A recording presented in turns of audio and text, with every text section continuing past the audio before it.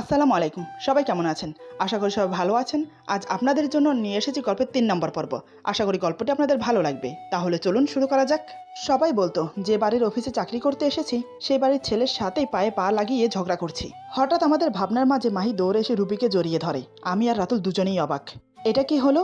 মাহি কি মেয়েটাকে চেনে? দুজনেই হতভ্রম হয়ে দাঁড়িয়ে আছি। রাতুল আমি একে অপরের মুখ দেখাদেখি করছি। এদিকে মেয়েটি মাহিকে জড়িয়ে ধরে, কিন্তু তার মনে একটাই প্রশ্ন, মাহি কেন তাকে জড়িয়ে ধরেছে। মাহি রুবিকে ছেড়ে দিয়ে বলে, কেমন আছেন আপু? রুবি বলে, আমি ভালো আছি, কিন্তু মনে করতে পারছি না তুমি কে, বলো তো। মাহি বলে, আরে আপনি তো আমাদের কলেজ থেকে বিদায় নিয়ে আসলেন, আমি তো আপনাকে ফুল দিয়েছিলাম, হয়তো আপনার মনে নেই, তা এখানে কেন, কোনো দরকার? রুবি বলে, হ্যাঁ একটা দরকার ছিল, আশরাফ চৌধুরীর সাথে একটা কাজের ব্যাপারে কথা বলবো, এই আর কি। মাহি বলে, ও আচ্ছা, আপনি আমার মামার কাছে এসেছেন বুঝি? চিন্তা করবেন না, আমার মামা অনেক ভালো মানুষ, উনি নিশ্চয়ই আপনাকে সাহায্য করবে। মাহির কথা শুনে রুবির ভীষণ লজ্জা করছে। সে মনে মনে বলে, সব চেনা মানুষ এই বাড়িতে থাকতে হলো, একে তো এই মিস্টার ইগোওয়ালা, তার উপর আবার এই জুনিয়র আপু, কিভাবে এদের সামনে চাকরির কথাটা বলবো কে জানে। সত্যি মাথার উপর থেকে বাবা নামক ছায়াটা সরে গেলে জীবনের সামনে চলা ভীষণ কঠিন। এমন সময় বাবা এসে বলে, তোমরা সবাই এখানে কি করছো? মাহি, তুমি রুমে গিয়ে ফ্রেশ হয়ে নাও। নীল, রাতুল, তোমরা দুজন ফ্রেশ হয়ে দাদুর রুমে যাও, উনি তোমাদের ডাকছে, কি যেন বলবে। বাবা রুবির দিকে তাকিয়ে বলে, তুমি এখানে বসো, দেখি তোমার কাগজগুলো। বাবার কথা মতো সবাই সবার কাজে চলে গেল। আমি যাওয়ার আগে একবার মেয়েটির দিকে আর চোখে তাকিয়ে চলে গেলাম। রুবি বাবার কথা শুনে ভয় ভয়ে নিজের কাগজগুলি দেখালো। বাবা খুবই ভালো করে কাগজগুলো দেখে বলে, সরি, আমি তোমাকে এই চাকরিটা দিতে পারছি না। বাবার কথায় রুবি মনে মনে প্রচণ্ডভাবে ভেঙে পড়ল। ওর শেষ আশাটাও পূরণ হলো না। এখন কি করবে? একা ওর মাকে নিয়ে কোথায় যাবে? মামারাও তো প্রভাবশালী নয় যে ওদের দায়িত্ব নেবে। তবুও নিজেকে শক্ত করে বলে, ঠিক আছে স্যার, আমি তাহলে আসি। বাবা বলে, আরে দাঁড়াও, বসো এখানে, আমার কথা এখনো শেষ হয়নি। আমি বলতে চাইছি যে তোমার বাবার চাকরিটা হয়তো আমি তোমাকে দিতে পারবো না, কেননা তোমার বাবা একজন বুদ্ধিমান এবং অনেক বিচক্ষণ একজন মানুষ ছিলেন। উনি ওনার নিজের শ্রম আর মেধা দিয়ে ম্যানেজার পোস্টে এসেছেন। ওনাকে তো আর এমনি এমনি এত বড় একটা পোস্ট দেয়নি। সেই ক্ষেত্রে তুমি নিতান্তই অনেক কম বয়সী, তোমার তেমন অভিজ্ঞতাও নেই। তাই আমি বলছিলাম যে তোমার বাবার পোস্ট হয়তো আমি তোমাকে দিতে পারবো না, তবে তোমার যোগ্যতা অনুযায়ী তোমাকে একটা পোস্ট অবশ্যই দিতে পারি। তোমার বাবা অনেক ভালো একজন মানুষ ছিলেন, আমার অনেক কাছের কেউ ছিল, বলতে পারো আমার বন্ধুর মতো, তাই তোমাকেও একটা সুযোগ দিতে চাই, দেখি তুমি পারো কিনা। বাবার কথা শুনে রুবি অনেক খুশি হয়েছে। সে ভাবতেও পারেনি চাকরিটাও পেয়ে যাবে। মেয়েটি মনে মনে বলে, লোকটা অনেক ভালো, তবে একটু গম্ভীর। রুবি বলে, আপনাকে অনেক ধন্যবাদ স্যার, আমি অবশ্যই নিজেকে আমার বাবার যোগ্য সন্তান হিসেবে গড়ে তোলার চেষ্টা করব। বাবা বলে, এখন আমি তোমার স্যার না, তুমি অফিসের বাইরে আমাকে আঙ্কেল ডাকতে পারো, আর অফিসে তো স্যার। রুবি বলে, ঠিক আছে স্যার, না আঙ্কেল, আমি তাহলে যাই। বাবা বলে, ওকে যাও, তবে শোনো, সন্ধ্যায় আমাদের বাসায় একটা অনুষ্ঠান আছে, আমি চাই তুমি তোমার মাকে নিয়ে আসো, তাহলে আমি অনেক খুশি হব। রুবি বলে, অবশ্যই নিয়ে আসবো আঙ্কেল, আপনি বলেছেন আর আমি সেটা শুনবো না, এটা আবার হয় নাকি? আমি ঠিক সময় মাকে নিয়ে চলে আসবো। রুবির ইচ্ছা না থাকা সত্ত্বেও আসার জন্য রাজি হলো, কারণ সবে চাকরিটা পেয়েছে, এখন কোনো কিছুতে না করা ঠিক হবে না, তাই রাজি হয়ে গেল অনুষ্ঠানে আসার জন্য। এদিকে আমি আর রাতুল দুজনেই দাদুর রুমে যাই। দাদু খাটে বসে আছেন আর আমরা দুজন দাঁড়িয়ে আছি। দাদু বলে, আমি চাইছি আজকের সন্ধ্যায় একটা ছোটখাটো অনুষ্ঠানের ব্যবস্থা করতে, তবে তোমরা সেটার আয়োজন করবে, ঠিক আছে? আমি বললাম, সেটা না হয় বুঝলাম, কিন্তু অনুষ্ঠানটা কিসের জন্য দাদু? দাদু বলে, আমি চাই তোর আর মাহির বিয়েটা যেন তাড়াতাড়ি হয়ে যায়, এজন্য আজকের সন্ধ্যায় সবার উদ্দেশ্যে তোদের বিয়ের কথাটা জানিয়ে দেব। দাদুর কথা শুনে রাতুলের মুখটা ফ্যাকাশে হয়ে গেল। এতক্ষণে হাসি হাসি মুখটা মুহূর্তে গুমরা হয়ে গেল। রাতুলের মুখ দেখে আমি খুব ভালোভাবেই বুঝতে পেরেছি। আমি বললাম, আচ্ছা দাদু, তুমি তো একটু আগে নিচে ওই মেয়েটাকে কত ভালো ভালো কথা বলে আসলে, যে মেয়েদের পড়াশোনা করা উচিত। আমার জানা মতে মেয়েটি অনার্স শেষ করে ফেলেছে, কিন্তু সেই হিসেবে মাহি তো কেবল তৃতীয় বর্ষে। আল্লাহ না করুক, আমার সাথে বিয়ে হওয়ার পর যদি আমার কিছু হয়ে যায়, তাহলে তো মাহিকে সেই ওর বাবার ঘাড়ে বসেই খেতে হবে। ওর তো কোনো ভাইও নেই যে ওদের সংসারে হাল ধরবে, ওকেই তো সব করতে হবে। কিন্তু ও যদি পড়াশোনা শেষ না করে বিয়ে করে, তখন কি হবে? তবে তুমি যখন সিদ্ধান্ত নিয়েছো, তখন সবকিছু ভেবে নিশ্চয়ই নিয়েছো, তাই না? ঠিক আছে, তাহলে আজকে আমাদের বিয়ের কথাটা সবাইকে জানিয়ে দাও, আর তারিখও। আমার কথা শুনে দাদু ভাবনায় পড়ে গেল। সত্যিই তো, এভাবে তো কখনোই ভেবে দেখা হয়নি। নীল তো ঠিকই বলছে। অনেকক্ষণ ভেবে দাদু বলে, তাহলে বরং তোদের বিয়েটা আরও 1 বছর পিছিয়ে দেই, ততদিনে তো মাহির অনার্স শেষ হয়ে যাবে, কি বলিস? আমি মনে মনে অনেক খুশি হয়েছি। আমি বললাম, সত্যি দাদু, তুমি একদম ঠিক কথা বলেছ। আজকে তাহলে শুধু অনুষ্ঠানই হোক, বিয়ে না হয় আরও 1 বছর পরে হলো, ততদিনে আমরাও আরো ভালো পজিশনে যেতে পারবো, কি বলো? দাদু বলে, তাহলে এই কথাই থাকলো, এখন যা, অনুষ্ঠানের ব্যবস্থা কর। দাদুর কথা মতো আমি আর রাতুল ঘর থেকে বেরিয়ে এলাম। আমি রাতুলকে উদ্দেশ্য করে বললাম, আরও একটা বছর সময় পেয়ে গেছি। 1 বছর কিন্তু অনেকটা সময় রাতুল, এখনও সময় আছে। নিজের মনের কথাগুলো বলে দে, প্রকাশ কর। আমি জানি তুই অনেক চাপা স্বভাবের, এইটাও জানি তুই কেন মাহিকে মেনে নিতে পারছিস না। তবে একটা জিনিস কি জানিস, নিজের ভালোবাসাকে ধরে রাখতে শেখ, নয়তো হারিয়ে গেলে পরে হাজার খুঁজলেও পাবি না। কথাগুলো বলে আমি চলে গেলাম। রাতুল অবাক হয়ে ওখানে দাঁড়িয়ে আমার বলা কথাগুলো ভাবতে লাগলো। তাহলে কি নীল সবটা জেনে গেল? এদিকে রাতুলের ছোট ভাই ঈশান ব্যাগটা কাঁধে ঝুলিয়ে ক্লাস থেকে বের হয়ে হেঁটে যাচ্ছিল। এখান থেকে আবার সোজা আমাদের বাসায় যেতে হবে, কারণ ওখানে আবার অনুষ্ঠান আছে।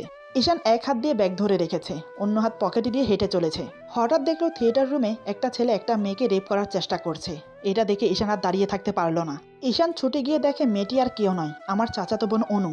ঈশান দেরি না করে ব্যাগটা ফেলে দিয়ে হিরোর মতো দৌড়ে গিয়ে অনুর উপরে থাকা ছেলেটাকে একটা ঘুষি দিয়ে নিচে ফেলে দিল। এরপর নিচে পড়ে থাকা অনুকে তুলে বলে, তোর কিছু হয়নি তো? ঈশানের এমন কাজে অনু রেগে গিয়ে বলে, এটা কি হলো, তুই ওকে মারলি কেন? ঈশান বলে, আরে আজব পাবলিক তো, আমি তোর উপকার করলাম আর তুই আমাকে ধন্যবাদ না দিয়ে উল্টো ঝাড়ি মারছিস। বাহ, কি যুগ আসলো, ভাবা যায়। ঈশান যাকে ঘুষি মেরে ফেলে দিয়েছে সে বলে, ওই তোদের ঝগড়া শেষ হলেই দয়া করে আমাকে এখান থেকে উঠা, কোমরটা তো মনে হয় ভেঙে গেছে। পেছন থেকে মেহেলি কণ্ঠ শুনে ঈশান পেছনে তাকিয়ে দেখলো ও যাকে ছেলে মনে করে ঘুষি দিয়েছিল আসলে সে ছেলে নয়, বরং ওদের ফ্রেন্ড ইরা। ইরার কথা শুনে অনু গিয়ে ইরাকে তুলে দাঁড় করালো। ইরা কোমরে হাত রেখে কোনো রকমে দাঁড়ালো। এদিকে ঈশান ইরাকে দেখে অবাক হয়ে যায়, চোখ বড় বড় করে তাকিয়ে বলে, ইরা তুই ছেলের পোশাক পরে কি করছিলি? অনুর সাথেই বা কি করছিলি? অনু বলে, তুই কি গাধা? ভালো করে তাকিয়ে দেখ, এটা থিয়েটার রুম, আমরা নাটকের রিহার্সাল করছিলাম, মাঝখান থেকে তুই এসে সব পণ্ড করে দিলি। সবখানে হিরোগিরি দেখানো শুরু। অনুর কথায় ঈশান যেন বোকা বনে গেল। তারপর ভালো করে তাকিয়ে দেখলো সত্যি এটা থিয়েটার রুম। ঈশান ক্যাবলা মার্কা হাসি দিয়ে নিচ থেকে ব্যাগটা কাঁধে তুলে নেয়। এরপর ঈশান যেতে যেতে বলে, ও সরি গার্লস, আমি বুঝতে পারিনি। তোরা রিহার্সাল কর, আর ইরা তুই ভালো করে অনুকে রেপ কর, না মানে রিহার্সাল কর, ওকে? এই বলে ঈশান কোনো মতে ওখান থেকে চলে গেল। ইরা কোমরে হাত রেখে দাঁত কিরমির করে ঈশানের যাওয়ার দিকে তাকিয়ে থাকলো। এদিকে পুরো বাড়ি সাজিয়ে আমি, রাতুল আর ঈশান রেডি হতে গিয়েছি। এরপর আমরা তিনজন রেডি হয়ে নিচে নেমে ড্রয়িং রুমে দাঁড়িয়ে কথা বলছি। তখনই মাহি আর অনু হাসাহাসি করতে করতে সিঁড়ি দিয়ে নামছিল। কথা বলতে বলতে রাতুল আর ঈশান সিঁড়ির দিকে তাকাতেই ওদের চোখ আটকে গেল। মনে হচ্ছে মানুষরূপী কোনো পরী নামছে। অনু আর মাহি এসে ওদের পাশে দাঁড়ালো। ঈশান বলে, শোন না অনু, তোকে না আজকে পুরোই। অনু বলে, কি বল না বল। ঈশান বলে, তোকে না আজকে পুরোই পেতেনি লাগছে, একটু কম সাজতে পারিসনি? মনে হচ্ছে সারা মাসের ময়দা একদিনেই মুখে দিয়েছিস। অনু বলে, মোটেও না, আমি জানি আমাকে যথেষ্ট সুন্দর লাগছে। আসলে কি বলতো, আমাকে অনেক সুন্দর লাগছে তো, তাই তোর হিংসে হচ্ছে। বুঝি তো আমি, হিংসুটে ছেলে কোথাকার। এদিকে মাহি চুপি চুপি গিয়ে রাতুলের পাশে দাঁড়িয়ে ফিস ফিস করে বলে, আমাকে কেমন লাগছে? রাতুল মাহির দিকে তাকিয়ে বলে, অতুলনীয়, যার কোনো তুলনা হয় না। কথাটা বলে রাতুল ওখান থেকে চলে গেল। মাহি হাঁ করে দাঁড়িয়ে থাকলো। রাতুল হঠাৎ করে কি বলে গেল সবটা ওর মাথার উপর দিয়ে গেছে। কেননা আজকে বিকেলে ও রাতুল ওর সাথে খারাপ ব্যবহার করেছে, এমনকি ভালোবাসে না সেটাও বলে দিয়েছে, সাথে একটা থাপ্পড়ও দিয়েছে। এত কিছুর পরে এখন আবার নর্মাল ব্যবহার, ব্যাপারটা মাথায় ঢুকছে না। এদিকে আমি কিছু একটা দরকারে তড়িঘড়ি দরজা দিয়ে বেরিয়ে যাচ্ছিলাম, তখনই কারোর সাথে ধাক্কা খেলাম। যার সাথে ধাক্কা লাগলো সে তাল সামালতে না পেরে পড়ে যেতে গেলেই আমি কোনো কিছু না ভেবে তার কোমর শক্ত করে চেপে ধরি। আমি বললাম, আরে আঙ্কেল একটু দেখে চলবেন তো, এখনই তো পড়ে গিয়ে ব্যথা পেতেন। এই বয়সে পড়ে গিয়ে যেগুলো দাঁত অবশিষ্ট আছে তার একটাও আর আস্ত থাকতো না। আঙ্কেল বলে, তোমাকে অনেক ধন্যবাদ। আসলে কি বলো তো, জলদি করে আসতে গিয়ে হোঁচট খেয়ে পড়ে যাচ্ছিলাম, তুমি না ধরলে হয়তো পড়ে গিয়ে দাঁত ভাঙতো। আসলে কি বলো তো, মানুষ না এখন ধীরে চলতে ভুলেই গেছে, সবাই এখন সময়ের সাথে পাল্লা দিয়ে চলতে চায়। এজন্যই তো এত বিপদে পড়ে, যেমন এখন আমি পড়লাম। হোঁচট কেন খায় তাহলে শোনো, তোমাকে একেবারে প্রথম থেকে বলি। হোঁচট মানুষ দুইভাবে খায়, যেমন কেউ উষ্টা খায়, আবার কেউ উল্টে পড়ে যায়, বুঝলে? লোকটা এভাবে আরো কিছুক্ষণ বকবক করলো। আমি না পারছি যেতে, না পারছি শুনতে। কেন যে আগ বাড়িয়ে ওনাকে ধরতে গেলাম, না ধরলেই ভালো হতো, অন্তত ওনার এই হোঁচট নিয়ে বকবক শুনতে হতো না। আমি দেখলাম লোকটা বকবক করেই যাচ্ছে, থামার কোনো নামই নেই। অগত্যা আমি বললাম, আঙ্কেল আপনাকে ভিতর ডাকছে। আঙ্কেল বলে, ও আচ্ছা, আমি তো ভুলেই গিয়েছিলাম। আচ্ছা শোনো, তাহলে আমি তোমাকে পরে সব বিস্তারিতভাবে বলবো, এখন যাই তাহলে। এই বলে লোকটি চলে গেল। আমি বুকে হাত দিয়ে বললাম, যাক বাবা, বাঁচা গেল। ওনার বকবকের ঠেলায় আমি কি জন্য বাইরে যাচ্ছি সেটাই ভুলে গেছি। আমি মনে করতে করতে বেরোতে গিয়ে আবার কারোর মাথার সাথে টক্কর খেলাম। আমি মাথায় হাত বুলিয়ে বললাম, উফ, আজকে কপালটাই খারাপ, শুধু ধাক্কার পর ধাক্কা খাচ্ছি। কথাটা বলে আমি সামনে তাকিয়ে দেখি রুবি সামনে দাঁড়িয়ে কপালে হাত দিয়ে কপাল ডুলছে। আমি বললাম, ও আপনি? এজন্যই তো বলি দিনে দুপুরে কে আবার আমার সাথে ধাক্কা খাবে, আপনি তো আবার চোখ থাকতে অন্ধ। রুবি বলে, এখন তো মনে হচ্ছে অন্ধ আমি না আপনি, কেননা এখন দিন দুপুর নয়, এখন সন্ধ্যা, ওকে সরেন সামনে থেকে, যত্ত সব। আমি আর কিছু না বলে রুবিকে পাশ কাটিয়ে সামনে যেতেই দেখি একজন ভদ্রমহিলা দাঁড়িয়ে আছে। কি পবিত্র একটা মুখ, একদম ফুলের মতো। আমি কিছুক্ষণ মহিলাটির দিকে তাকিয়ে থেকে বললাম, আপনি? পেছন থেকে রুবি বলে, আমার মা। কেন, আপনার কোনো সমস্যা? আমি বললাম, উনি আপনার মা? দেখে তো মনে হচ্ছে না। এত সুন্দর শান্তশিষ্ট একজনের মেয়ে হয়ে আপনি এত বাচাল আর ঝগড়টে কেমন হলেন, বুঝলাম না। রুবি রেগে বলে, আপনি ধেত আম্মু চলো তো, ওনার সাথে কথা বলে সময় নষ্ট করার কোনো মানে হয় না। এই বলে ওর মাকে নিয়ে ভিতরে চলে গেল। তারপর বাবার সাথে পরিচয় করিয়ে দিল, সাথে বাড়ির সবার সাথেও পরিচয় করিয়ে দিল। অনেক রাত পর্যন্ত অনুষ্ঠান হলো। শেষে রুবি খাওয়া দাওয়া করে বাড়ির পথে রওনা দিল। পরের দিন থেকে রুবি অফিসে জয়েন করলো। তারপর থেকে নিয়মিত অফিসে যাওয়া শুরু করলো। এভাবে এক সপ্তাহ কেটে গেল। এদিকে রাতুল অনেক ভেবে দেখেছে মাহিকে ছাড়া ওর চলবে না, তাই রাতুল রেডি হচ্ছে। রাতুল অনেক ভেবে চিন্তে এই সিদ্ধান্ত নিয়েছে যে আজকে মাহিকে ওর মনের কথাটা বলে দেবে, কেননা মেয়েটা ওকে অনেক ভালোবাসে। এতদিন তো ইগনোর করেছে, কিন্তু তবুও ওর ভালোবাসা একটুও কমেনি, বরং আরো বেড়েছে। নীল ঠিকই বলেছে, মনের কথা মনে চেপে না রেখে বলে দেওয়াই ভালো, নয়তো পরে আফসোস করতে হবে। রাতুল রেডি হয়ে বাইরে বের হতে ওর মায়ের সামনে পড়ল। মা বলে, ও তুই? আমি তো তোর কাছেই যাচ্ছিলাম। শোন, আজকে একটু আমার সাথে মার্কেটে যেতে পারবি? রাতুল বলে, কেন? মা বলে, ও মা, কেন আবার? জানিস না, ভাবছি মাহির জন্য একটা আংটি আর একটা গলার হার বানাবো, আর নীলের জন্য একটা আংটি আর একটা চেন। তোকে তো বলেছি নীলের দাদু আমাদের জন্য কত কিছু করেছে, ভুলে গেলি? কাকুর জন্যই তো তোর বাবা প্রায় মরতে মরতে বেঁচে গিয়েছিল। ওনাকে উপর থেকে দেখলে অনেক শক্ত লাগে, কিন্তু মনটা অনেক নরম আর অনেক বড়। নয়তো দেখ, আমরা ওনার কে? কোনো রক্ত সম্পর্ক ছাড়া উনি তোকে কতটা ভালোবাসে। শুধু উনি কেন, ওই বাড়ির সবাই তোকে কতটা ভালোবাসে। তাই এমন কিছু করবি না যাতে ওরা কষ্ট পায়। মায়ের কথা শুনে রাতুলের মনের সব আশা ভেঙে গেল। অনেক কষ্ট হচ্ছে, তবুও মনকে শক্ত করে একটা কঠিন সিদ্ধান্ত নিল। রাতুল বলে, আচ্ছা আম্মু, আমরা বিকেলে যাব, এখন আমি একটু আসছি, আমার একটা কাজ আছে। এই বলে রাতুল চলে গেল। এদিকে নদীর পাড়ে হাতে আইসক্রিম নিয়ে দাঁড়িয়ে আছে মাহি, কেননা রাতুল ওকে এখানে দাঁড়িয়ে থাকতে বলেছে। কি যেন দরকারি কথা বলবে তাই। মাহির ভাবনার মাঝে রাতুল চলে এলো। মাহি বলে, সেই কখন থেকে এখানে দাঁড়িয়ে আছি জানেন, পায়ে ব্যথা করছে। আচ্ছা যাই হোক, এখন বলেন কি বলার জন্য এখানে ডেকেছেন। রাতুল একটা দিক নিঃশ্বাস নিয়ে নদীর মাঝে ছোট ছোট ঢেউর দিকে তাকিয়ে বলে, তুই আমাকে ভালোবাসিস? মাহি বলে, কেন? সে কথা কি বারবার বলতে হবে যে আমি আপনাকে ভালোবাসি? রাতুল বলে, আমি যা বলবো তা করতে পারবি? মাহি বলে, কেন পারবো না? যদি বলেন নিজের জীবনটাও দিতে পারি, একবার শুধু বলে দেখুন না। রাতুল বলে, আমার জন্য তোকে মরতে হবে না, শুধু আমাকে বিয়ে করলেই হবে। বিয়ে করবি আমাকে? এতক্ষণ দুজন চলতে চলতে কথা বলছিল। রাতুলের কথা শুনে মাই থমকে দাঁড়িয়ে যায়, হাতের আইসক্রিম পড়ে যায়। বিস্ময়ে অবাক হয়ে হাঁ করে তাকিয়ে আছে রাতুলের দিকে। চোখ দুটো ভয়ানক কিছু দেখার মতো বড় বড় হয়ে গেছে। রাতুলের কথা যেন ওর মাথার উপর দিয়ে গেছে। নিজের কানকে বিশ্বাস করাতে পারছে না। যে ছেলে ৫-৬টা বছর এতটাই ইগনোর করেছে, এতটা অপমান করেছে, সে ছেলে প্রেম করার বদলে ডাইরেক্ট বিয়ে করবে বলছে, এটা যেন বাস্তবিক কথা না। মাহি কাপা কাপা গলায় বলে, কি বললেন? আরেকবার বলুন। রাতুল মাহির সামনে দাঁড়িয়ে ওর হাত ধরে বলে, আমাকে বিয়ে করবি? এই কথা শোনার সাথে সাথে মাহির চোখ থেকে পানি গড়িয়ে পড়ে। মাহি বলে, কিন্তু আপনি তো আমাকে ভালোবাসেন না। রাতুল মাহির চোখের পানি মুছে দিয়ে বলে, কে বলেছে আমি তোকে ভালোবাসি না? আমিও তোকে অনেক ভালোবাসি, সে অনেক আগে থেকে, কিন্তু হাজারবার বলতে গিয়েও বলতে পারিনি। মাহি বলে, কিন্তু আমি তো আমার মনের কথা অনেকবার বলেছি। কই, তখন তো আপনি আমাকে বলেননি যে আপনি আমাকে ভালোবাসেন। রাতুল বলে, দাঁড়া, আমি তোকে সব খুলে বলছি। এরপর রাতুল মাহিকে সব খুলে বলে। সব শুনে মাহি রাতুলকে আর দোষ দিতে পারে না। আসলে রাতুল পরিস্থিতির শিকার ছিল। মাহি কিছু না বলে রাতুলকে শক্ত করে জড়িয়ে ধরে কান্না করে দেয়। রাতুলও মাহিকে জড়িয়ে ধরে, মায়ের মাথাটাকে শক্ত করে বুকের সাথে চেপে ধরে বলে, কি রে, বললি না যে আমাকে বিয়ে করবি? মাহি মুখে কিছু না বলে উপর নিচ মাথা নাড়ে, তার মানে মাহি রাজি। এদিকে ঈশান ক্লাসে যাওয়ার সময় দেখলো একটা ছেলে অনুর হাত ধরে টানাটানি করছে, আর অনু সেটা ছাড়ানোর চেষ্টা করছে। ঈশান সেটা দেখে ভাবলো হয়তো আজকেও কোনো নাটকের রিহার্সাল করছে, তাই সেদিকে না গিয়ে আবার ক্লাসের দিকে যেতে লাগলো। এটা দেখে অনু ডেকে বলে, এই গাধা, আমাকে বিপদে রেখে কোথায় যাচ্ছিস? ঈশান অনুর কথা শুনে দাঁড়িয়ে চারিপাশে তাকিয়ে দেখে ভাবলো, আমি দাঁড়ালাম কেন? আমার নাম তো আর গাধা নয়, তাহলে আমি কেন দাঁড়ালাম? কথাটা ভেবেই আবার হাঁটা শুরু করলো। তখনই আবার অনু ডাকলো, এই ঈশান গাধা, এদিকায়, আর আমাকে বাঁচা বলছি। এবার ঈশান অনুর সামনে গিয়ে রেগে দাঁড়িয়ে বলে, এই তুই আমাকে গাধা বললি কেন? অনু বলে, তো কি বলবো? দেখছিস না আমি বিপদে পড়েছি, আমাকে না বাঁচিয়ে এভাবে গাধার মতো চলে যাচ্ছিস কেন? ছেলেটার থেকে নিজেকে ছাড়ানোর চেষ্টা করতে করতে বলল অনু। ঈশান বলে, ধুর ছাতা, শর্ত সামনে থেকে। কথাটা বলেই ঈশান ছেলেটাকে একটা ঘুষি মারলো। তাতেই ছেলেটা ছিটকে ২-৩ হাত দূরে গিয়ে মুখ থুবড়ে পড়লো। কিন্তু সেদিকে ওদের দুজনের কারোরই নজর নেই, ওরা তো ঝগড়া করতেই ব্যস্ত। অনু বলে, তুই যখন দেখলে আমি বিপদে পড়েছি, তারপরে তুই আমাকে বাঁচালি না কেন? না দেখার ভান করে ওভাবে চলে গেলি কেন? বল শিগগিরই। ঈশান বলে, আরে আজব তো, কালকে যখন ইরা তোকে রেপ করছিল। অনু চেঁচিয়ে বলে, কি? ঈশান বলে, আরে রাগ করছিস কেন? মানে আমি বলতে চাইছি যে কালকে যখন তোরা রিহার্সাল করছিলি, তখন তো আমি সত্যি ভেবে ইরাকে ঘুষি মেরেছি। তার জন্য তো আমাকে কত কথা শোনালি। আর আজকে যখন ছেলেটা তোর হাত ধরে টানাটানি করছিল, আমি তো ভেবেছিলাম আজকেও তোরা রিহার্সাল করছিলি। তাই কিছু না বলে চলে যাচ্ছিলাম। অনু বলে, তাই বলে এভাবে আমাকে একা একটা ছেলের সাথে রেখে চলে যাবি? যদি আমার কিছু হয়ে যেত? অভিমানে মাথা নিচু করে বলল অনু। ঈশান বলে, ও লেলেলে, আমার অনুটা বুঝি মান করেছে? থাক বাবু, আর অভিমান করতে হবে না। তুই চাইলে আমি সবসময় তোর কাছে থাকতে রাজি আছি। শেষের কথাটা ঈশান অনুর কানের কাছে মুখ এনে ফিসফিস করে বলে। এভাবে কেটে গেল বেশ কিছুদিন। আজ কয়দিন ধরে বাবা অসুস্থ, তাই অফিসে যেতে পারছে না। এদিকে রুবি অফিসের কাজে বাবার সাথে দেখা করতে আমাদের বাসায় আসে। ম্যানেজার ওকে কিছু ফাইল দিয়ে আমাদের বাসায় পাঠিয়ে দেয়। যদিও রুবির এখানে আসার কোনো ইচ্ছে নেই, কারণ এখানে আসলে আমার সাথে দেখা হয়, দেখা হলেই ঝগড়া।